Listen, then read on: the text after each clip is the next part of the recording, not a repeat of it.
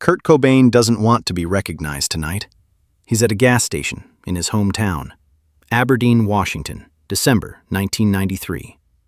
Just trying to fill up and leave, but the parking lot is full. Saturday night, people everywhere. And one guy, standing by his truck at Pump 9, recognizes that face, that hair, that posture. Kurt Cobain, in the flesh. But this guy isn't starstruck. He's furious. Furious at what Nirvana represents to him. Selling out. Going mainstream. Betraying punk rock. So he yells, loud, "Sellout!" The word cuts through the cold air like a knife. Everyone in that parking lot stops moving. The mom with 2 kids getting back in her minivan. The college students buying energy drinks. The old man paying for gas inside.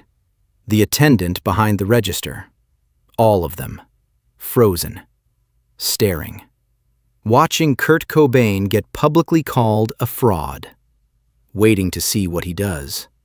Waiting for anger, for a fight, for security, for something. What Kurt does instead takes 90 seconds. Just 90 seconds. But those 90 seconds will be retold in Aberdeen for decades. Because what Kurt said didn't just shut up one angry guy, it made 20 strangers see someone they thought they understood in a completely different way. The Chevron station sits on the east side of Aberdeen on Route 12, right before you leave town, heading toward Olympia. It's the last stop before 40 miles of nothing. Woods. Darkness. Rain. The kind of stretch where you better have gas or you're walking. The station is small, 6 pumps, a convenience store with buzzing fluorescent lights, beer coolers along the back wall, chips and candy up front, coffee machine that's been brewing the same pot since noon, lottery tickets behind the counter, cigarettes in the case. Everything you need to get through a Saturday night in a logging town. It's 9:17 p.m., December 18th, 1993. Cold. Not freezing, but that wet Washington cold that gets into your bones, the kind where 40 degrees feels like 20. Rain fell earlier. The pavement is still slick, reflecting the overhead lights in warped pools. Cars pulling in, filling up. Pulling out. The constant flow of Saturday night. People going somewhere, coming from somewhere, living their lives in transit.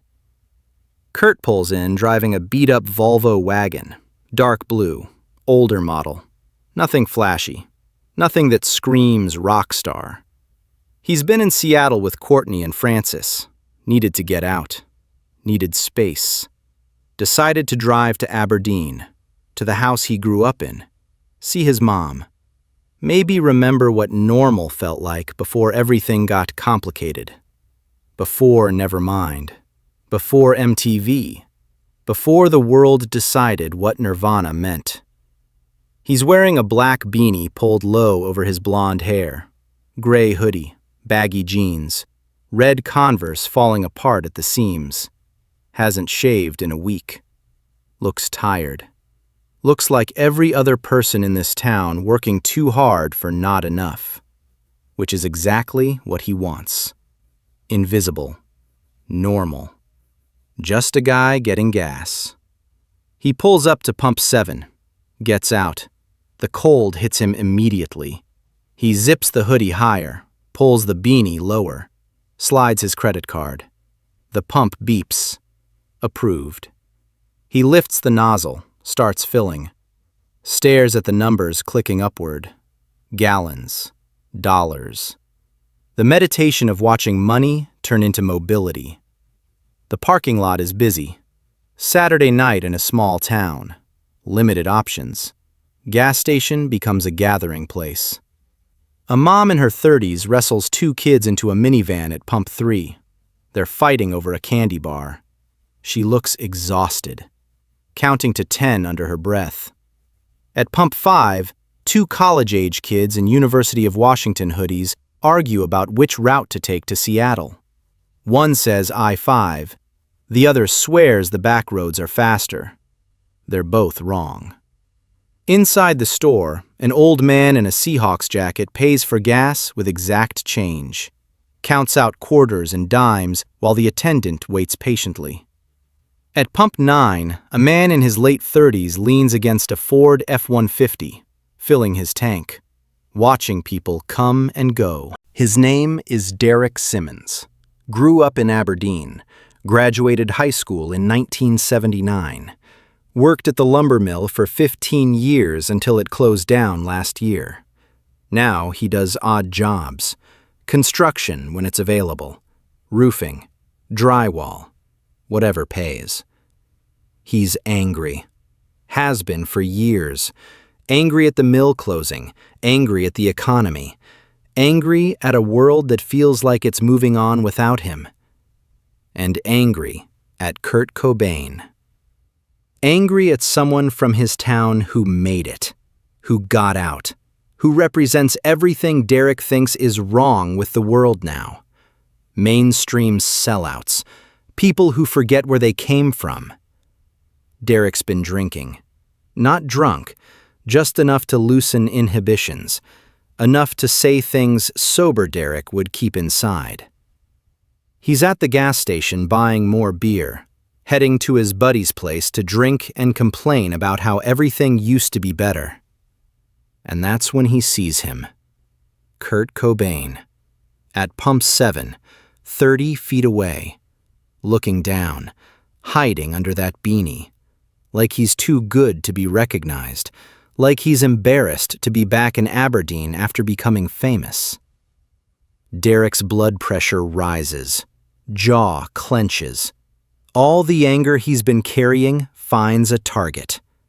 Here's Kurt Cobain, Mr. Rockstar, Mr. MTV, Mr. Millions of Dollars, pumping gas like a regular person, pretending to be humble, pretending he hasn't forgotten where he came from, pretending he's still one of them. Derek doesn't think, just acts. Yells across the parking lot, voice loud, sharp, cutting. Sellout! The word echoes, bounces off the convenience store windows, hangs in the cold air. Everything stops. The mom at pump 3 stops wrestling her kids, looks up. The college students stop arguing, turn around. The old man inside the store pauses with his change. The attendant behind the register cranes his neck to see outside. A woman walking to her car freezes mid-step. A teenager pumping gas at pump 2 pulls out his earbuds. 20 people, maybe more, all stopped, all looking. All watching Kurt Cobain. Kurt's hand tightens on the gas nozzle. He doesn't look up, doesn't turn around, just keeps watching the numbers tick. 8.3 gallons, 8.4, 8.5. Like nothing happened, like he didn't hear it.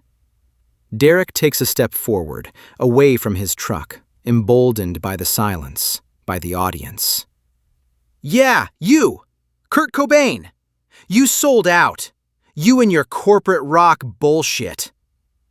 Still, Kurt doesn't turn, doesn't react. The tank clicks. Full. 11.2 gallons. He replaces the nozzle, slowly, carefully, like he's thinking, processing, deciding. Then he turns around. Not fast, not aggressive, just turns. Faces Derek. Makes eye contact across 30 feet of wet pavement. His face is calm, tired but calm. No anger, no defense, just exhaustion and something else. Something that looks like understanding. Derek's ready for a fight. Ready for Kurt to yell back, to defend himself, to prove he's still tough, still punk rock. Instead, Kurt walks toward him. Not fast, not threatening, just walks. Closes the distance. The parking lot is dead silent. Everyone watching this collision approach. Kurt stops 10 feet from Derek, close enough to talk without yelling, far enough to not be confrontational. He looks at Derek, really looks at him. At the flannel shirt that's seen too many washes, the work boots caked with dried mud, the Ford with 200,000 miles and a cracked windshield, the face weathered by years of outdoor work, the eyes carrying anger that didn't start tonight. "You're right," Kurt says, voice quiet, steady. No sarcasm, no defense, just agreement. Derek blinks. Wasn't expecting that. "What?" "You're right. I sold out." The parking lot seems to hold its breath. Derek's fists unclench slightly, confusion replacing anger. "Then why'd you do it?" Kurt looks down, kicks a small pebble on the pavement, thinks about the question, really thinks, then looks back up. "Because I didn't know what else to do. We made music in basements and garages, played for 50 people, 100 if we were lucky. Then someone offered us money, a real studio, a chance to make the album we heard in our heads, and we took it. Not because we wanted to sell out, because we wanted to make something good." He pauses, looks around at the people watching, the mom, the college kids, the old man who's walked outside to see what's happening, everyone listening. "Nevermind wasn't supposed to be a hit," Kurt continues. "It wasn't supposed to be on MTV. It was supposed to be an album for people like us, people who felt angry and alone and like they didn't fit. But then it blew up, and suddenly everyone wanted a piece. Labels, managers, MTV, and I didn't know how to stop it without destroying everything we built." Derek's arms are crossed now, defensive posture, but listening. "You could have said no." "To what? To making music? To paying rent? To giving my band a living wage?" Kurt shakes his head. "You think selling out is about money. It's not. It's about intention. We didn't change the music. We didn't write songs to be on the radio. They just ended up there. And everyone decided that made us frauds." "You're on MTV every day," Derek says, but his voice has less edge now. "Yeah, and I hate it.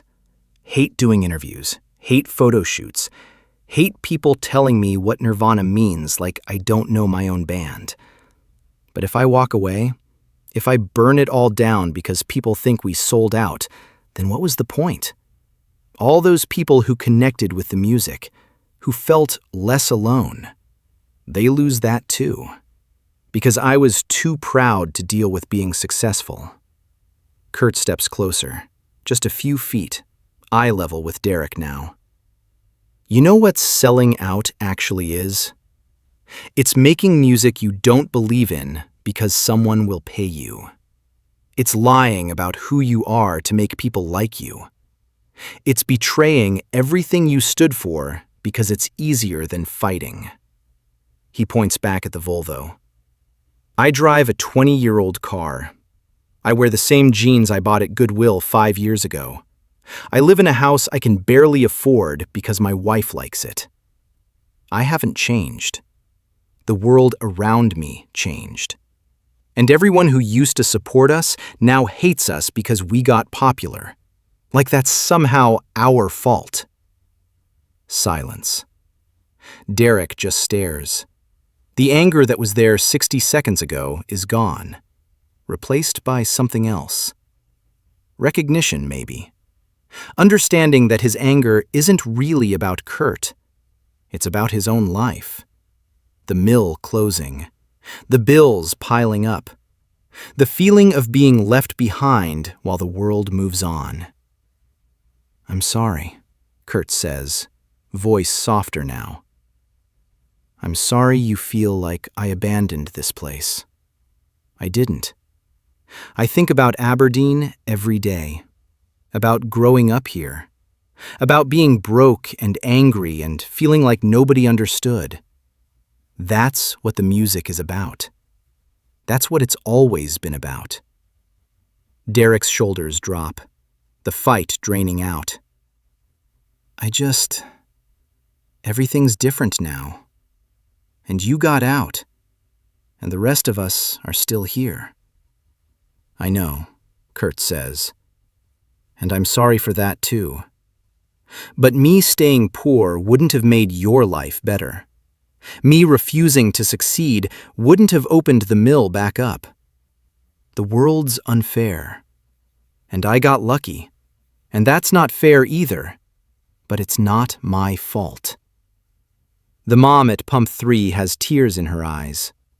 The college students stand with their mouths open. The old man nods slowly, like he understands something he didn't 5 minutes ago. The attendant inside has come to the door, watching, witnessing. Derek looks at the ground, back at Kurt. I shouldn't have yelled at you. It's okay. I've been yelled at by worse. Kurt manages a small, tired smile. You're not wrong to be angry. Just wrong about who to be angry at. He reaches out, extends his hand. Derek looks at it, hesitates, then shakes it. Firm grip. The handshake of two people from the same place who took different roads. Take care of yourself, Kurt says. Then he turns, walks back to the Volvo, gets in, starts the engine, drives away. Out of the parking lot, back onto Route 12, back into the darkness and rain of Washington winter. Derek stands there for a long moment, hand still extended in the air where Kurt's hand was. Then he drops it, gets back in his truck, doesn't look at anyone, doesn't say anything, just sits there behind the wheel, thinking, processing, realizing he just learned something about himself he wasn't ready to learn. The parking lot slowly comes back to life. The mom finishes loading her kids. The college students get in their car, still silent. The old man walks back inside to buy his lottery ticket. The attendant returns to his register. But everyone is different, changed, like they just witnessed something important, even if they can't quite name what it was. One of the college students will write about this night in a blog post 10 years later. The mom will tell her kids when they're older. The old man will mention it at the diner next week. Derek will never talk about it, but he'll think about it. For years, for decades.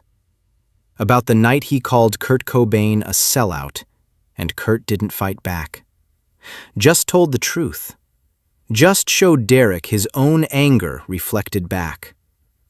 5 months later, Kurt Cobain will be dead, and Derek will read the news at work, will sit down on a stack of lumber, will put his head in his hands, will cry, for the first time since his father died. Not because he knew Kurt, but because he did. Because Kurt was right. The anger wasn't about him. It was about everything else. And Derek wasted his one chance to say that on calling him a sellout. Decades later, that Chevron station still stands. Same 6 pumps, same buzzing lights. And sometimes, late at night when it's quiet and empty, the attendants who work there tell the story to curious customers about the night Kurt Cobain got called out in the parking lot. And instead of fighting back, he listened. Instead of defending himself, he understood. Instead of being a rock star, he was human. That's what 90 seconds can do.